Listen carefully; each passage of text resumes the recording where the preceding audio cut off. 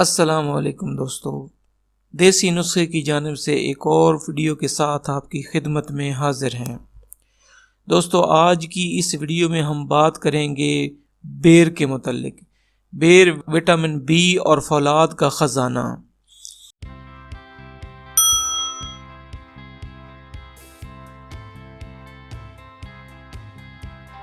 سدرۃ المنتہا یعنی آسمانوں پر بیری کی درخت والا وہ آخری مقام ہے جس سے آگے فرشتے بھی نہیں جا سکتے، لیکن ہمارے پیارے نبی کریم صلی اللہ علیہ وآلہ وسلم معراج کے موقع پر اس مقام سے بھی آگے گئے تھے۔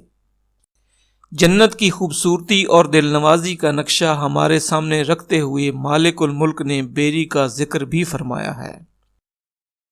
اس کے علاوہ آپ نے وہ زبان زد عام محاورہ بھی سنا ہوگا کہ جس کے گھر بیری ہو وہاں پتھر تو آتے ہی ہیں، یا بیر بیر جتنے آنسو۔ یہ باغ و بہار قسم کا درخت بر صغیر میں عام پایا جاتا ہے۔ خوب گھنا اور تناور ہونے کی خوبی کے ساتھ ساتھ اس کا پیڑ خاردار اور سدا بہار ہوتا ہے۔ اس کے پھول سبز رنگ کے چھوٹے چھوٹے ہوتے ہیں جن کی شکل بالکل ناک میں پہننے والے زیور لونگ جیسی ہوتی ہے۔ بر صغیر پاک و ہند میں اگنے والی بیری کی دو قسمیں ہیں، ایک جنگلی بیری جو عموماً جھاڑی کی شکل میں ہوتی ہے، اور دوسری عام یعنی گھریلو پیڑ۔ جنگلی بیری کو چھڑ بیری بھی کہتے ہیں، یہ خود رو ہوتی ہے۔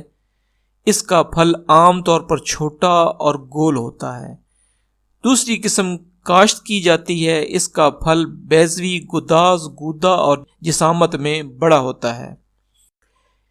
یہ چھوٹی قسم کے برعکس شیریں ہوتا ہے۔ قدرت نے اس خوبصورت پیڑ کے پھل، چھال اور پتوں میں غذائی اور ادویاتی خواص رکھے ہیں۔ اس کا پھل یعنی بیر وٹامن بی کا خزانہ ہے۔ اس کے علاوہ اے اور ڈی وٹامن بھی اس کے حصے میں آئے ہیں۔ معدنیات میں فولاد، کیلشیم، پوٹاشیم اور فلورین اس میں شامل ہیں۔ طب یونانی کے مطابق اس کا مزاج سرد ہے اور یہ جسم میں گوشت بنانے کی صلاحیت سے مالا مال ہے۔ ان خواص کی روشنی میں آپ اس کی تعمیری افعال کا اندازہ کر سکتے ہیں جو یہ جسم کے اندر سر انجام دیتا ہے۔ آج ہم اس کے چیدہ خواص پر روشنی ڈالتے ہیں۔ 250 گرام بیروں میں ایک بڑی چپاتی کے مساوی غذائیت ہوتی ہے۔ 1 کلو بیروں میں 2 اونس مکھن جتنی چکنائی ہوتی ہے۔ آدھا کلو بیروں کی مقدار ایک وقت کے کھانے کا نعم البدل ہے۔ دوستو، اب ہم ذکر کریں گے ان چند امراض کا کہ جن میں بیر بہت ہی فائدہ مند ثابت ہو سکتا ہے۔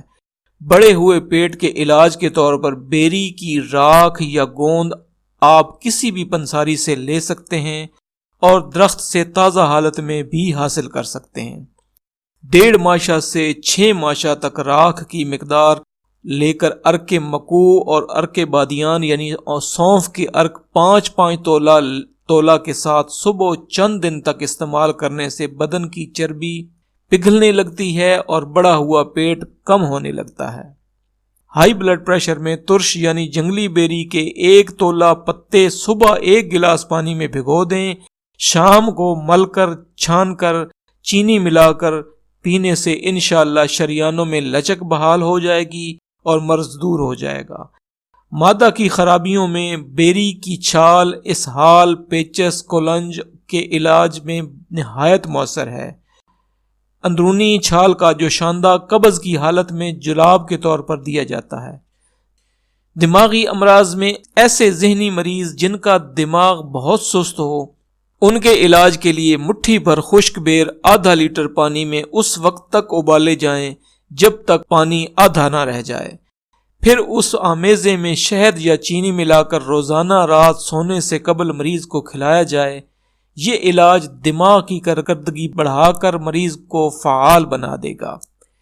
منہ کے امراض کی بات کی جائے تو بیری کے پتوں کا جو شاندار نمک ملا کر غراروں کے لیے استعمال کرنا گلے کی خراش، منہ کی سوزش، مسوڑوں سے خون بہنا اور زبان پھٹ جانے کے امراض میں شافی ہے۔ آشوب چشم میں دکھتی آنکھوں کے لیے بیری کے پتے بہت مفید ہیں۔ پتوں کا جوشاندہ آنکھوں میں ڈالنے والی دوا کی طرح استعمال کرنا صحت دیتا ہے۔ جلد کی امراض میں بیری کی ٹہنیوں اور پتوں کا لیپ پھوڑوں، پھنسیوں وغیرہ پر لگانے سے پیپ جلد پک کر خارج ہو جاتی ہے۔ پلٹس کو ایک چھوٹا چمچہ لیموں کے رس میں ملا کر بچھو کے ڈنگ پر لگانے سے تسکین ملتی ہے۔ زخم اور ناسور دھونے کے لیے بھی بیری کے پتوں کا جوشاندہ بہترین چیز ہے۔